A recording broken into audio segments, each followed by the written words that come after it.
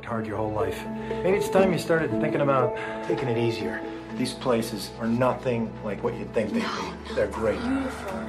¿Que cuántos años tengo? ¿Qué importa eso? Tengo la edad que quiero y siento, la edad en que puedo gritar sin miedos lo que pienso, hacer lo que deseo sin miedo al fracaso o lo desconocido, pues tengo la experiencia de los años vividos y la fuerza de la convicción de mis deseos. ¿Que cuántos años tengo? No necesito marcarlos con un número, pues mis anhelos alcanzados, mis triunfos obtenidos, las lágrimas que por el camino derramé al ver mis ilusiones truncadas, valen mucho más que eso. ¿Qué importa si cumplo 50, 60 o más? Pues lo que importa es la edad que siento. Tengo los años que necesito para vivir libre y sin miedos, para seguir sin temor por el sendero, pues llevo conmigo la experiencia adquirida y la fuerza de mis anhelos. ¿De cuántos años tengo? Eso, ¿a quién le importa? Tengo los años necesarios para perder ya el miedo y hacer lo que quiero y siento. ¿Qué importa cuántos años tengo o cuántos espero, si con los años que tengo aprendí a querer lo necesario y a tomar solo lo bueno? ¿Qué tal, mis no pertenecientes? Esta es una emisión más desde el alma y pues hoy estoy muy contenta de que nos acompaña Margarita Merlos.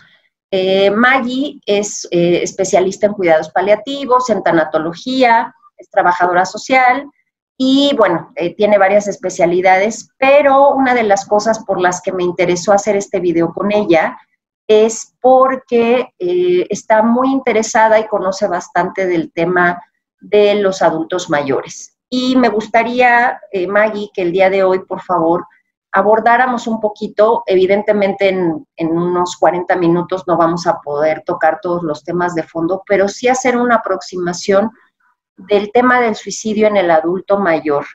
Normalmente parece que estamos muy preocupados por el tema de suicidio en la adolescencia, en la niñez, y es normal porque pues es la etapa en la que se supone que estamos en la flor de la vida, pero olvidamos que en los adultos mayores desafortunadamente también es alto el índice de suicidios que se dan y no queremos mirar esta parte, ¿no? Obviamos que el adulto mayor ya está al final de un camino, que a lo mejor solo está achacoso, que está deprimido, pero la gente que estamos a cargo de adultos mayores solemos taparnos los ojos ante una realidad que es eminente, pues además, como Maggie no me dejará mentir, aunque los intentos son menores, los suicidios consumados en adultos mayores es mucho más alta su tasa, porque normalmente sí logran morir, ¿no? Entonces, Maggie, me gustaría que en esta emisión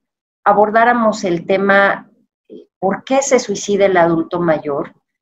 Y qué tanto tiene que ver en ello su red de apoyo, que normalmente pues es la familia, los amigos cercanos. Entonces, si pudiéramos ir abordando un poquito el tema, por favor. Hola, ¿qué tal? Bueno, muchas gracias por la invitación, Miri. Bueno, bien lo dices, el adulto mayor, ahorita en las tasas, los suicidios en adultos mayores y adolescentes van a la par. Quizás es un poco más en el adulto mayor, ¿por qué?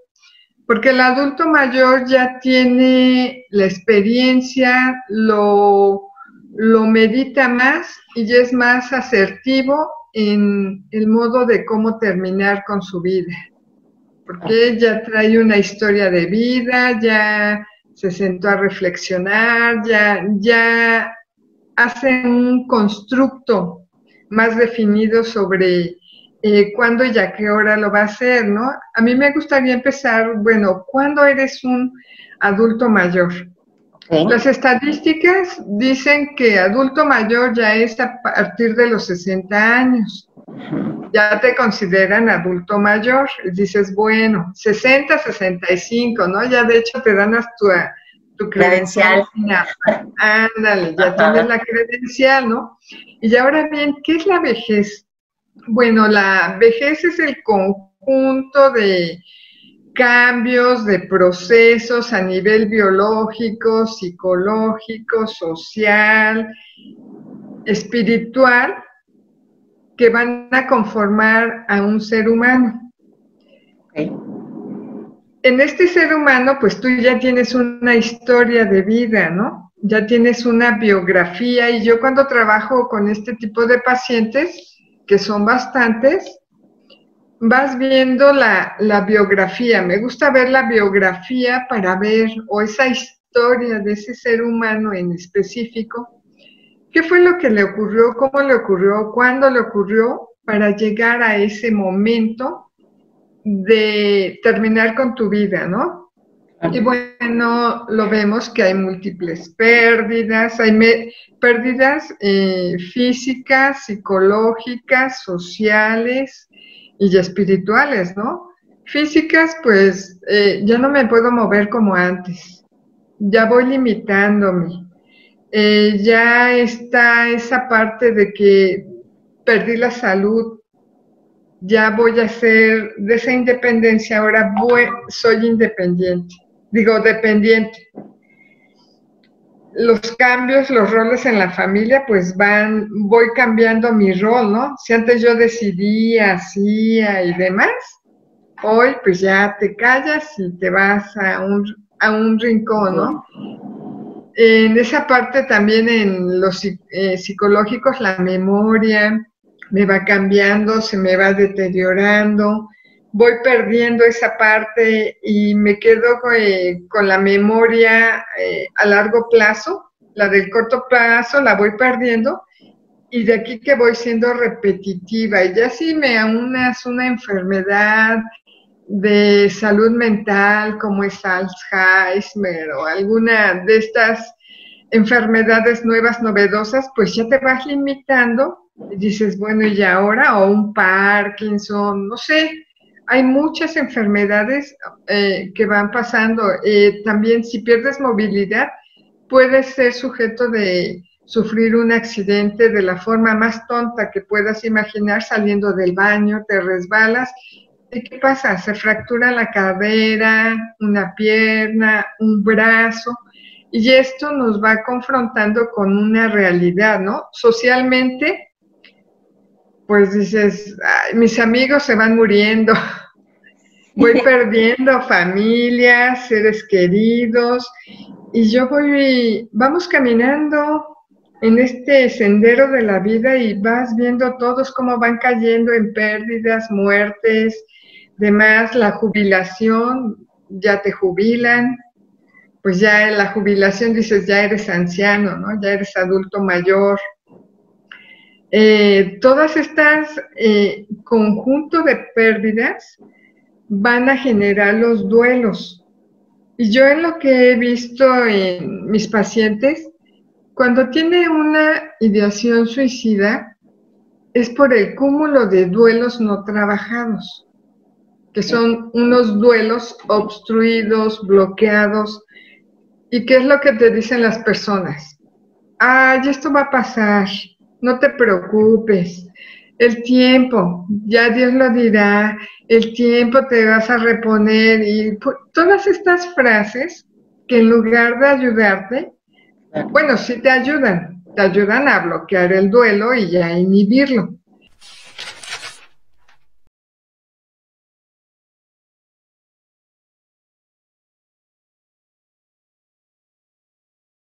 Inhibes ese duelo, al inhibir el duelo, inhibes tu vida, vas bloqueando, ¿y qué pasa? Cuando llegas a una edad de 65, 70, 80, 85, 90, 100 años, las personas empiezan con esa parte de...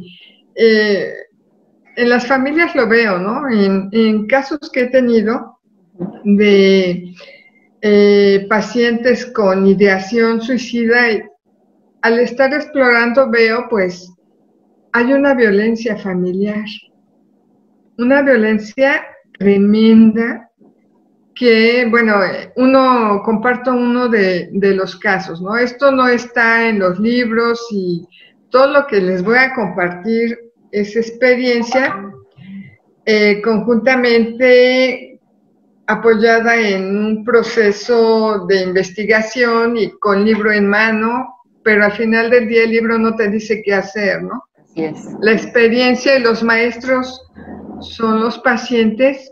¿Y tú qué tanto tienes de compromiso en esta investigación y qué tanto amas a un paciente, ¿no?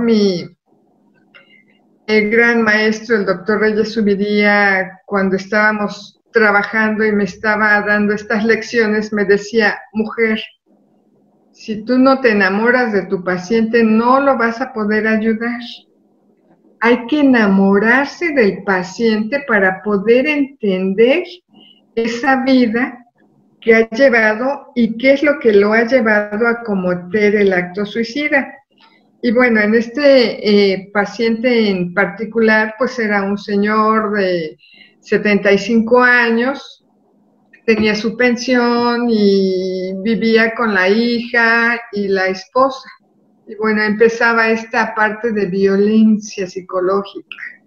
Tú no sirves para nada, quédate ahí, cállate, comes cuando yo te diga y comes lo que yo te diga, cuando yo quiera y como yo quiera. El señor tenía su pensión y esto lo vemos súper frecuentemente en el hospital, ¿no? Los familiares se adueñan de las pensiones de los pacientes. ¿Y qué es lo que le decían a este señor, no? Toma 30 pesos para que tú comas. Y lo demás se lo quedaban ellos. Y el señor me dice: ¿y usted cree que yo voy a salir a comer con 20, 30 pesos? No puedo comprar nada. Y ahora yo tengo que bajar unas escaleras. Y yo ya no puedo caminar. Y tengo hambre. Y no me dan de comer.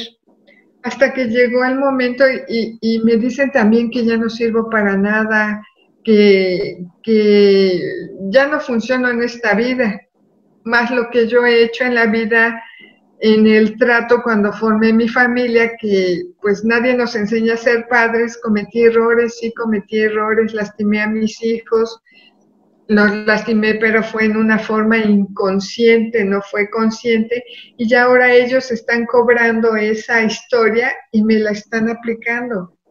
Están haciendo lo que yo hice. Y es una forma de replicar. Y por eso, señorita o doctora, me decía, hasta que un día decidí aventarme por las escaleras. Pero no me morí. Solo me lastimé y mi hija hacía como que llamaba a la ambulancia, pero nunca la llamó. Esperaban que yo me muriera. Hasta que un vecino me echó en su coche y me llevaron a un hospital. Si no hubiera sido por ese vecino, pues yo hubiera efectivamente fallecido, me hubiera complicado y la situación, ¿no? Aquí vemos una desesperanza bien grande, porque si tú, como lo manejábamos al inicio, estamos confinados en un domicilio y donde hay mucha agresión, y yo por mi incapacidad ya no puedo salir. Y tengo a mi verdugo, estoy en una parte de secuestro que es aparentemente bien visto por la sociedad, ahí lo está cuidando, pero ya el vecino que está cerca se empieza a dar cuenta que no le das de comer al paciente, que le gritas, que lo tienes confinado, que no lo dejas respirar y que pues ya no sale a la calle. Y le prohíbes las llamadas telefónicas, lo tienes completamente confinado.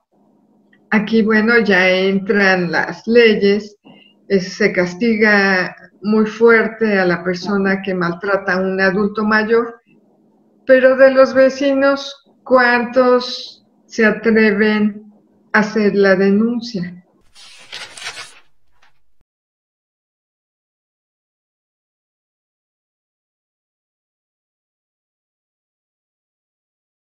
Fíjate, Maggie, que ahorita en lo que te escuchaba y cómo vas hilando las cosas, me surgen como algunos comentarios que me gustaría ir complementando con lo que dices. Una, yo creo que de entrada hemos cambiado mucho nuestra percepción y el valor que le damos a la vejez, ¿no? Ya tiene algunas décadas y ahorita creo que estamos en ese auge, donde el ser viejo pareciera que es un estigma, lejos de ser una figura de respeto, ¿no? Si te vas a la historia, en las culturas antiguas y por muchos años, la figura del anciano o la anciana era una figura de respeto, era una figura de sabiduría, cuya palabra predominaba para tomar muchas decisiones, ¿no? Entonces, digamos que la imagen que nos íbamos construyendo de ser adulto mayor era, pues eso, de ser una persona de respeto, que quizá ya no tenías las habilidades de un joven, pero a cambio tenías todo un conocimiento de vida que se respetaba, ¿no? Digo, a mí todavía me tocó, y seguramente estarás de acuerdo, donde al adulto mayor llegaba y tú te ponías de pie, le cedía un lugar, pero no porque te lo dijera un letrero en el camión, sino porque tú lo traías como parte de lo que se respetaba como ley general, ¿no? Conforme han pasado los años, esa parte se ha ido disminuyendo y tenemos un gran tema a envejecer, ¿no? Ahora nos venden todo el tiempo cosas para aparentemente mantenernos jóvenes, pero algo que no vas a poder evitar nunca es todo el proceso interior que va envejeciendo, ¿no? O sea, a todos nos va a alcanzar la vejez tarde o temprano y creo que es algo, o me parece que va muy hilado a esto que comentas de la violencia que suelen tener las familias hacia su adulto mayor, ¿no? Esto que comentabas de las pensiones es muy común. A mí me ha tocado ver, por ejemplo, en la Ciudad de México ya ves que se dan estas ayudas con las tarjetas del súper, ¿no? Que cada mes pueden ir a comprar despensa. Y yo he observado, creo que es a principios de mes cuando les dan las tarjetas, es impresionante ver la cantidad de hijos que acompañan a sus padres, pero que toda la despensa la compran para ellos y el papá simplemente va como para firmar, ¿no?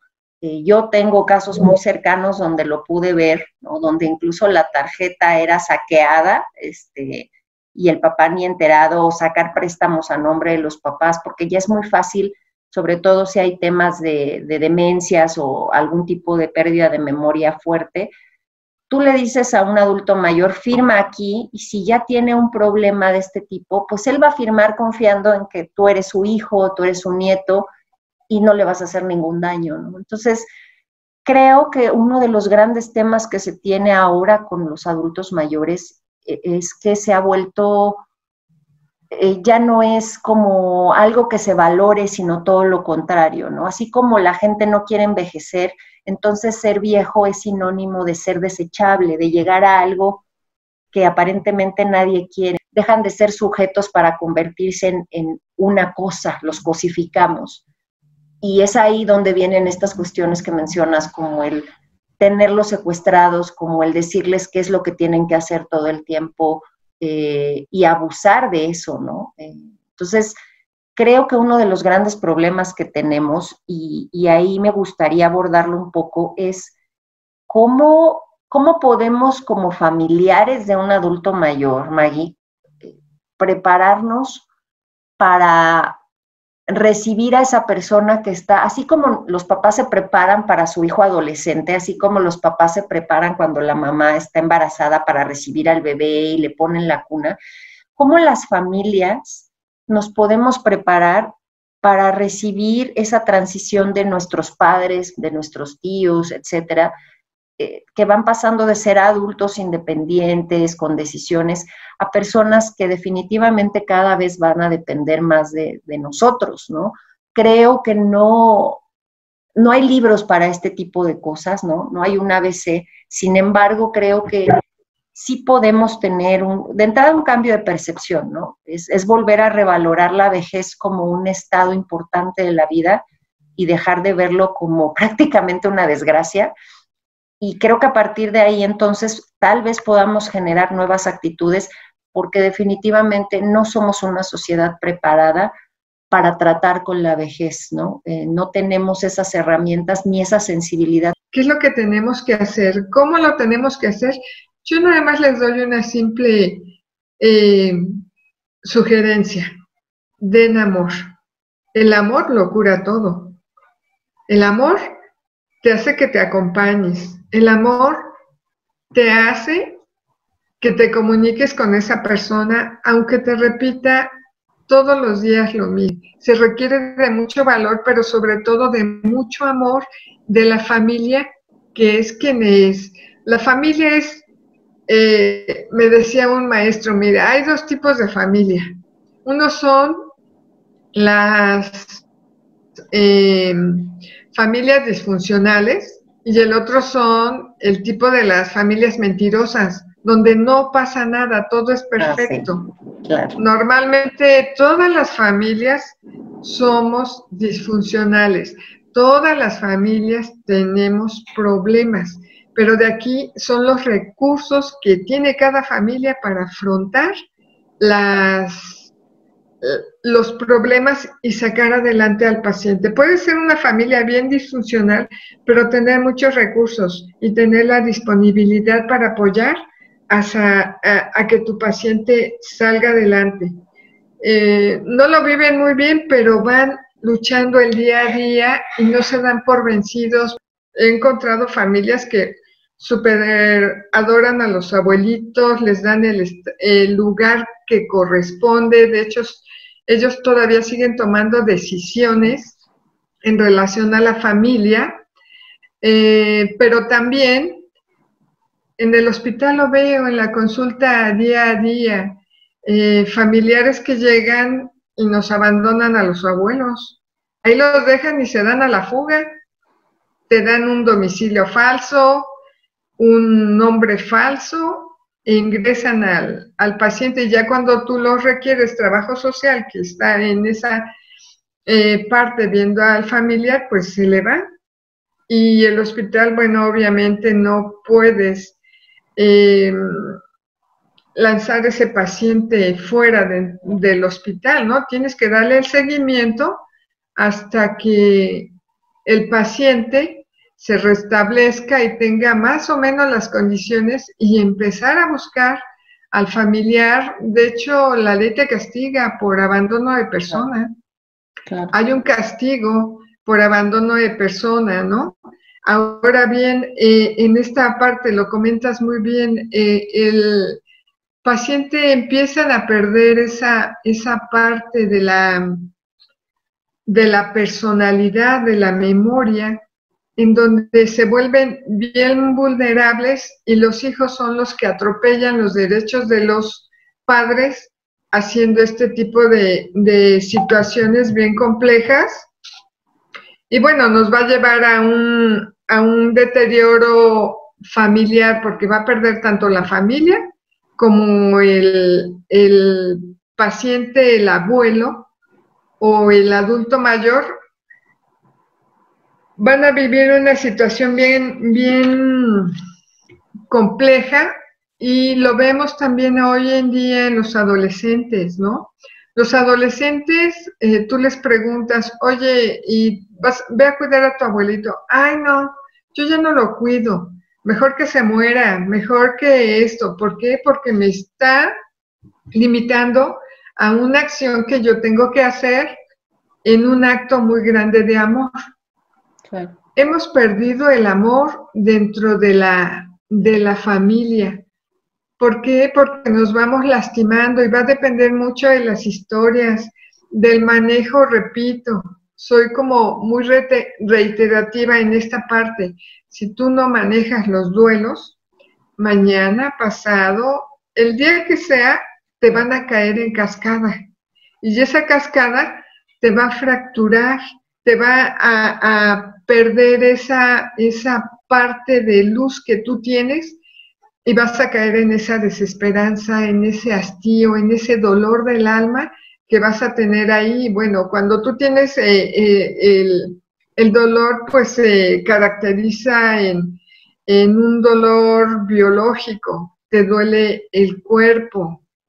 En un dolor psicológico, te duele la personalidad.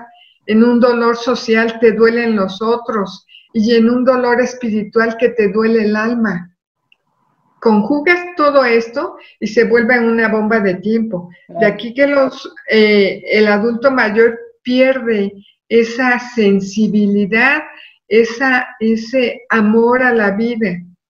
No en todos los casos, porque yo conozco personas mayores realmente increíbles que bailan, se reúnen con la familia, tienen más vida y más luz que uno mismo, ¿no? Pero ahí vamos rescatando, y como lo decíamos a un inicio de la plática, siempre hay un lado blanco, uno oscuro, un arriba, un abajo, una luna, un sol. Es parte de la población y así le toca a cada quien. En este tema estamos enfocadas ahorita a esa parte oscura, negativa, donde hay, en lugar de haber esperanza, hay desesperanza en el adulto mayor, que lo va a llevar a cometer todas estas ideaciones, terminar con su vida en empezar a decir, bueno, es que yo ya soy un estorbo, sería mejor que me quedara dormido y no despertara, empiezan a regalar sus cosas. Ahí son síntomas bien elementales para ir descubriendo que nuestro adulto mayor ya no está con esa chispa o no hay un sentido en la vida, ¿no? Sino que se siente rebasado y le vas aunando otro tipo de trastornos mentales como la depresión, ansiedad, angustia, algún trastorno de personalidad. Empiezas con algunas adicciones. Las adicciones empiezan a manifestarse, adicción a la comida, adicción al alcohol, a los fármacos, y normalmente ellos mezclan fármacos con alcohol.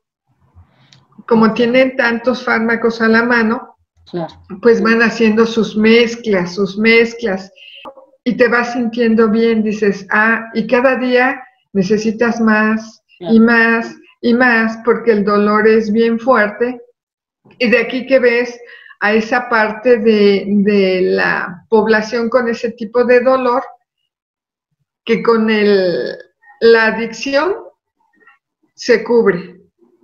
Puede ser también adicto a una persona. Tenemos los adultos mayores que no sueltan a alguien, porque ese alguien es el pilar que les da su seguridad.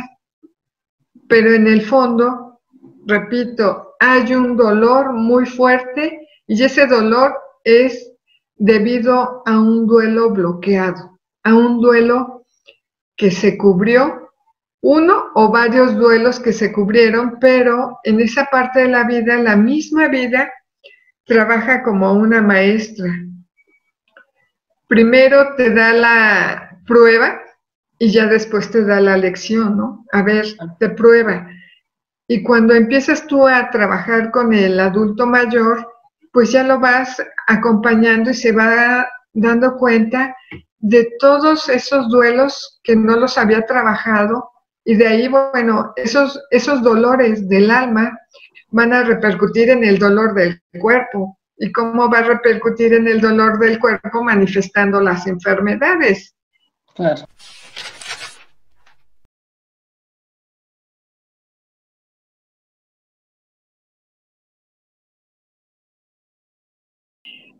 Cada paciente es único e irrepetible porque es una historia única.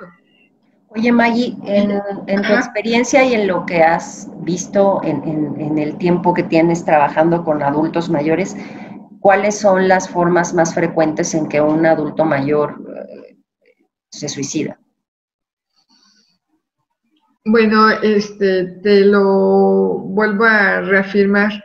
Dejan de comer, dejan de hacer su vida normal, se van aislando, se van confinando. Algunos hacen caídas frecuentes, que dices, pero ¿cómo te caíste? Hacen todo eso, ponerse en conductas de riesgo. Si les dices no salgas, por ejemplo, aquellos que ya no ven bien, o que utilizan bastón, pues se salen a la calle clandestinamente para ponerse en conducta de riesgo, para cruzar la calle, que un carro llegue y te atropelle, no sé. Hay muchas formas, pero no las podemos determinar todas porque se prestaría a dar una receta de cocina, ¿no? Y la idea es resguardar la personalidad, no dar ideas para que la persona que lo esté viendo pueda tomar esta idea, ¿no?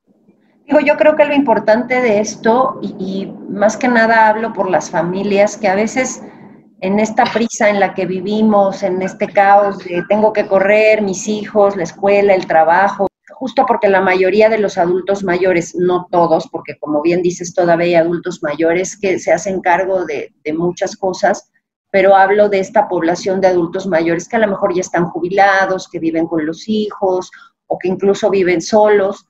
Creo que a veces las familias podemos caer en una de no te veo, ¿no? Hago como que no pasa nada. Entonces, mencionar un poco los focos de alerta, ¿no? Como cuidar este tema de oye, estás comiendo bien, y no solo preguntar, ¿no? Porque a veces podemos preguntar y ¿qué nos van a contestar? Sí, ya comí, ¿no? Si no te vas a dar cuenta, pues en su mismo físico, qué tanto realmente se están alimentando correctamente o no. O sea, creo que es importante, que me llevaría un poco al siguiente tema de las familias, que las que cuidamos o estamos cerca de un adulto mayor, sepamos que hay cosas que no son achaques de la edad o que no son cosas de ancianos, sino que son focos rojos que tenemos que tener en consideración para, pues justo esto, ¿no? Decir algo le está pasando a mi papá, algo le está pasando a mi abuelo, etcétera, que necesitamos tomar acciones, porque yo creo que una de las formas en que las personas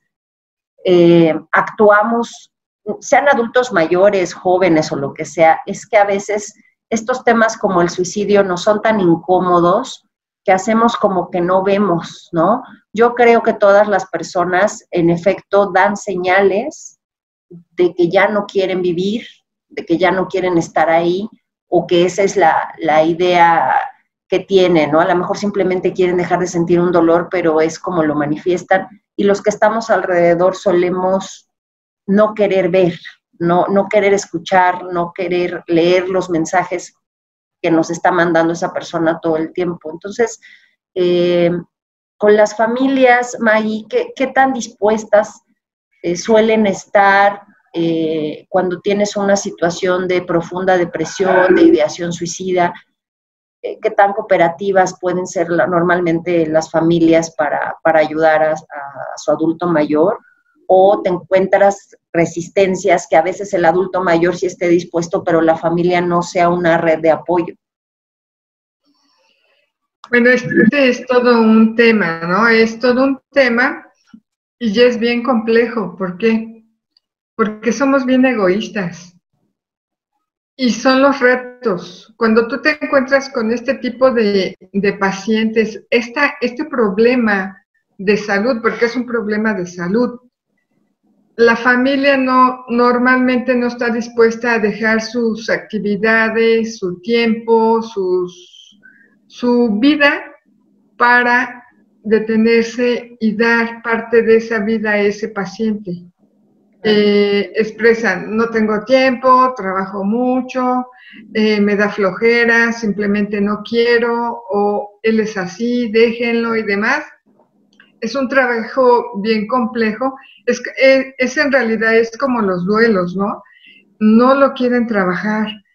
De aquí que se tiene que hacer una terapia familiar para hacerles conscientes. Bueno, vamos a dos casos de dos familias, ¿no? Una con una paciente de Alzheimer, que la familia no aceptaba eso.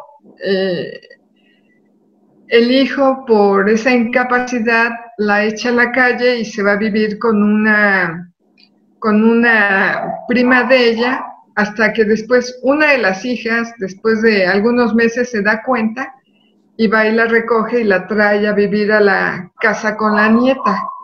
y la nieta al final del día es la que termina cuidando a la abuela, y todos los hijos se desprenden y solamente la ven. Cuando ellos quieren, una de las hijas es la que aporta la parte económica de médicos y demás, pero de hecho la nieta es la que tiene que cubrir todas estas necesidades de la abuela, en donde le da una familia, le da el acompañamiento, la saca a pasear, la hace parte de su familia. Y eso es lo que le da el sentido de vida a este adulto mayor, que se integró a una familia que nunca había tenido. Ella formó una familia, pero fue una familia dispersa. Al final, pues no sé qué habrá hecho ella en la vida, pero le da la bendición de tener una nieta y unos bisnietos que la integran a su familia y hacen la familia con ella. Van de vacaciones, salen y están a todos lados, ¿no? La familia nunca se integró, pero aquí la rescatamos e hicimos el trabajo y acompañamiento a la nieta, porque realmente ella era la titular de la señora, ¿no? Y al final, lo más dramático, que la patología resalta, y cuando fallece la señora o está en días de agonizar, llega la familia y se van sobre la nieta, ¿no? Aquí ya en esa parte de que no cuidaste, no atendiste a tu familiar, vienes hoy en el último día a recuperar el cuerpo, porque la señora no tenía dinero, solamente la familia quería el cuerpo, las cenizas, hacer el ritual del entierro y demás. Este paciente anteriormente había tenido varios intentos suicidas, ¿no? Ella hacía combinaciones tomaba sus fármacos con alcohol, era anoréxica, era una situación bien compleja. De aquí que teníamos que fortalecer emocionalmente a la nieta para que saliera adelante, ¿no? Ese es en un caso que se hizo favorablemente. El otro caso viene de un señor que tiene pues ya problemas demenciales también, pero él maneja una empresa. Él no quiere soltar el rol, ha tenido varios intentos suicidas, se ha rescatado, ha ingresado varias veces al hospital hasta que un médico le puso un alto y le dijo: mire, señor fulanito, si usted me vuelve a ingresar al hospital por un intento, yo voy a dar parte al Ministerio Público porque su familia está en riesgo. Y otra de las últimas veces que él intentó un acto de suicidio, bueno, ahí hicimos el acompañamiento, se ingresó al hospital por un episodio pues maníaco, ¿no? En esa parte de que quiere suicidarse y demás, se controla y ahí el médico les dice: hay que internarlo. La familia se unió, se hablaron y fue internado él en una clínica para que le dieran el manejo. Se da aviso al Ministerio Público. Es muy difícil para la familia porque la familia queda devastada con ese sentimiento de culpa, pero a la vez es un sentimiento de que ambivalente, estoy haciendo lo mismo, pero desgarrados de su corazón en esa parte de hacer todo lo posible para que el señor estuviera bien. Sale de la clínica y obviamente como toro de lidia, ¿no? Se fue contra todos, fue un infierno en la familia, se continuó dando terapia. Es muy difícil para la familia y para el paciente. Se aniquilan emocionalmente. Tener un tipo de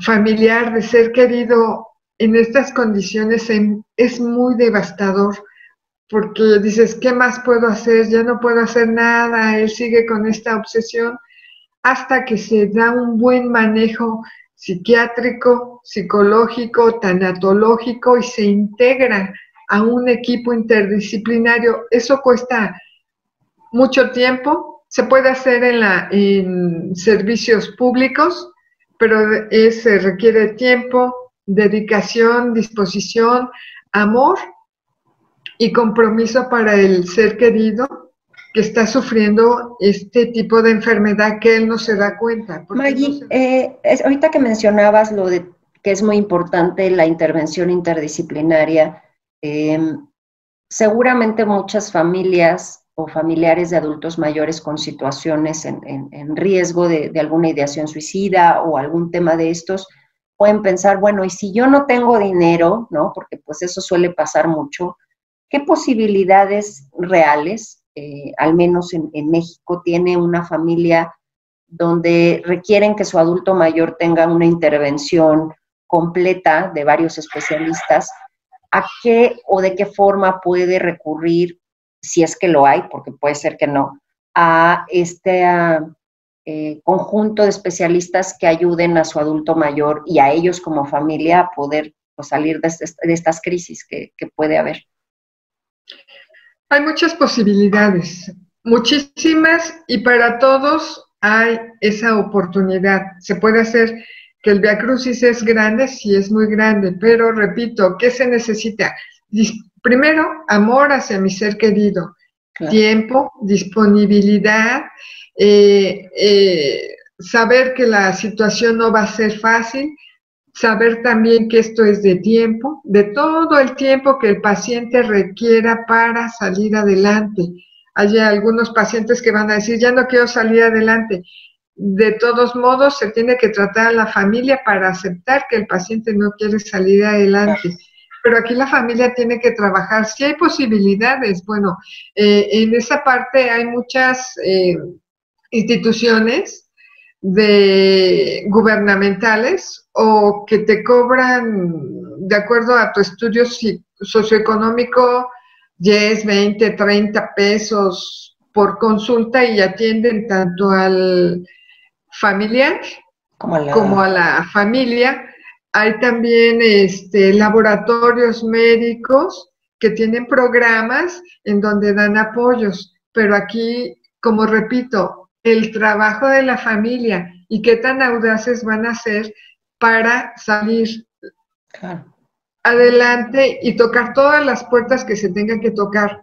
Repito, se requiere amor, mucho amor, para salir adelante y llevar a este tipo de pacientes a su recuperación. Sí se puede hacer, cuesta mucho trabajo, sí, cuesta mucho trabajo. A veces es menos el aporte económico, pero cuando el paciente se siente amado, escuchado, comprendido, acompañado, le cambias el esquema, le das un sentido, lo sacas de esa desesperanza y le vuelves a dar una esperanza real de vida, y ahí es donde su vida toma sentido. Yo en la experiencia con paciente suicida hago mucho hincapié en esto. Su paciente requiere amor, es la mejor medicina, el amor y el acompañamiento, la escucha, que lo escuches en todas sus situaciones, aunque sean muy absurdas. A veces las familias tendemos ay, ya vas a empezar con lo mismo, ay, esa historia ya me la sé, ay, ya sé, y mire, te pasó tal y tal. Él necesita ser escuchado las veces que requiera ser escuchado, repetir lo mismo porque ahí está su dolor, y el familiar necesita desarrollar esa sensibilidad y ser un buen observador para darse cuenta qué es lo que requiere su familia, su ser querido, y yo creo que el acto más grande de amor es escuchar a tu ser querido y acompañarlo en estas necesidades. Cerrando un poquito esta emisión, me gustó mucho algo que dijiste, pero me gustaría que lo explicaras un poquito más. Hablabas que cuando el adulto mayor logra encontrar este nuevo sentido de vida, puede salir del proceso de crisis en el que está y darle una resignificación a su vida.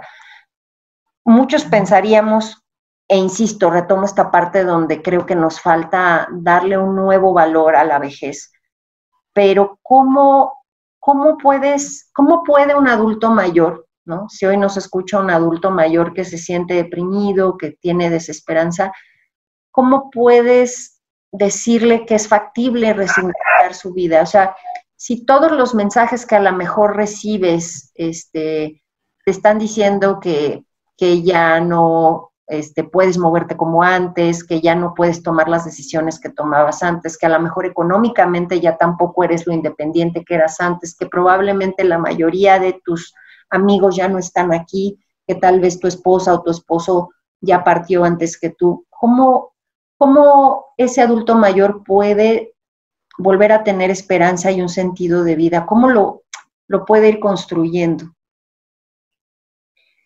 Bueno, mira, en esta parte no todo es receta de cocina, pero podemos dar algunas como herramientas, estrategias, ¿no? Primero es rescatar tu historia de vida y aquí nos vamos a los valores trascendentales, a lo que es la espiritualidad, que es pues tener fe en ti mismo, conectarte con tu poder superior para que te dé esa fuerza, no sé, conectarte con la naturaleza, sentir esa vibración, también ser muy objetivo en esa historia de vida, todo lo que has surfeado en la vida y que has vencido muchas cosas y que al estar aquí en este día, hoy sentado, viendo este video, te descubras como un ser único, maravilloso e irrepetible que tiene la oportunidad de hacer todo lo que sea posible en la vida, pero también tiene que estar acompañado de sus médicos para expresar los sentimientos, emociones que se trabajen y que vayas poco a poco viendo, saliendo de esta visión de túnel, ¿no? Que de repente aquí lo tienes, la visión de túnel, pero solamente ves una parte. Cuando te quitas esa visión, pues ya ves que al lado, no sé, hay una planta, hay una silla, es de otro color la pared, es de otra situación, ves un carro, ves, no sé, ves el entorno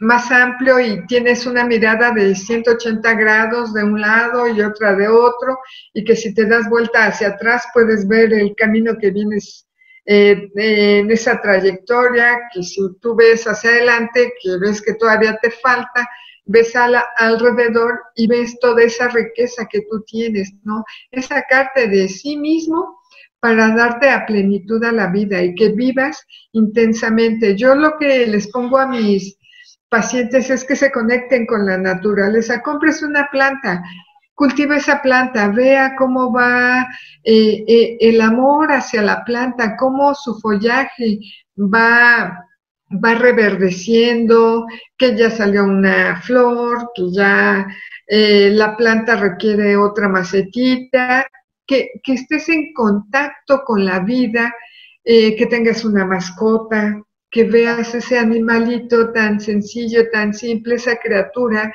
que viene y te da amor, aunque tú lo avientes, el perrito a los 5 minutos ya se le olvidó y viene y nuevamente te acaricia, te lame, te ladra, te haces tus fiestas. Esas son las manifestaciones de la creación para sacarte del sí mismo y que vaya recuperando tu vida sentido. Los nietos son una bendición. Cuando son bebés pequeños y todo es una bendición porque se acercan mucho al abuelo, dan las caricias. En adolescentes, pues tienen sus problemas de adolescentes, pero algunos sí son muy cariñosos. Ya cuando llegan a adultos, pues dicen, ay, el abuelito, y van y que le llevan detallitos, que la despensa, que lo acompañan, que le hablan. La música te hace revivir tu pasado y yo hago hincapié que hagas la música que te gustó y donde te sentiste pleno, porque hay música que dices, ay, ese día tocaron esa música y se murió mi abuela, mi mamá o me dijo mi novio, y eso no me va a servir, ¿no? Me va a servir, pero para que regresemos a esa visión de túnel, ¿no? es todo lo que sea positivo, recuerdos bonitos, las fotografías. Es bien impresionante. El adulto mayor vive de recuerdos. Refresca, báñate con tus recuerdos, báñate con tu historia, hacer algunas caminatas, leer, cocinar, tejer, no sé, pintar. Hay adultos que pintan cosas increíbles, sí, que hacen manualidades. Pues Maggie, quiero agradecerte. La verdad es que creo que todo lo que nos has compartido, que la mayoría pues son experiencias de tu día a día, son muy valiosas porque, repito, ¿no? Lo que nos dicen los libros, por supuesto que nos ayuda, pero cuando lo contrastas con la realidad, pues se vuelve, o te refuerza lo que aprendiste, o por el contrario, te hace cuestionar lo que viste en ese libro, ¿no? Evidentemente el tema del adulto mayor es algo que da para mucho. A mí una de las cosas que me llamó mucho la atención y que, bueno, te hago la más extensa invitación para que en las próximas semanas igual podamos abordarlo, sería este tema de la violencia con los adultos mayores, ¿no? Que independientemente, creo que está ahí muy presente y que, insisto, ¿no? Tú mencionabas la parte de que a veces como vecinos, por miedo a no tener problemas o lo que sea, la vista gorda, cuando son cosas muy evidentes, algunas, otras no, pero que definitivamente es un problema social que tenemos que poner sobre la mesa porque pues, no está bien, ¿no? Entonces, pues te hago la más extensa invitación para que próximamente podamos desarrollar ese tema que creo que es muy importante. Pero bueno, en esta ocasión agradecerte este acercamiento al tema del suicidio en el adulto mayor. A mí me gustaría nada más cerrar diciendo esto, ¿no? Que tenemos que hacer una revaloración de la vejez. Todos vamos para allá más tarde o más temprano, y así como tratamos, es muy factible que podamos ser tratados. Entonces, ser más sensibles, ¿no? Pensar que cómo nos gustaría que fuésemos cuidados por los otros al llegar a cierta edad, o cómo nos gustaría, y con esta pregunta me gustaría despedirme, cómo nos gustaría que fuese nuestra vejez, así como de pronto nos imaginamos en una edad adulta, plena, con todas las cosas que se supone que debemos tener. ¿Qué tipo de anciano o anciana te gustaría ser? ¿Cómo te gustaría que tu sentido de vida fuera dentro de unos años, a quienes todavía no estamos en esa etapa, y a quienes ya están en ella, pues justo lo que Maggie nos comparte, ¿no? Siempre hay una manera nueva de ver las cosas, de resignificarlas, y a partir de ahí, probablemente en tu día a día, ir dándote cuenta de las bendiciones que tienes, porque todos tenemos bendiciones a nuestro alrededor. Lo que nos falta es justamente eso, ¿no? Abrir nuestro espectro de mirada y dejar de estar tan concentrados en nuestra visión de túnel, ¿no? Hay muchas personas a nuestro alrededor y siempre hay algo o alguien que puede necesitarnos, como bien dice Maggie, desde el crecimiento de una sencilla planta, un animalito, otra persona adulta mayor que tal vez la puedas contagiar de tu entusiasmo, alguien que ya está, algún adulto mayor que está más entusiasmado, que te puede ayudar y que seguramente va a querer que te unas a las actividades que tantos adultos mayores tienen y que dan sentido a su vida. Entonces, date esa oportunidad, permítete ver las cosas de una manera distinta. Y pues nada, agradecerles que nos hayan acompañado este día y nos vemos en la siguiente emisión. Hasta luego.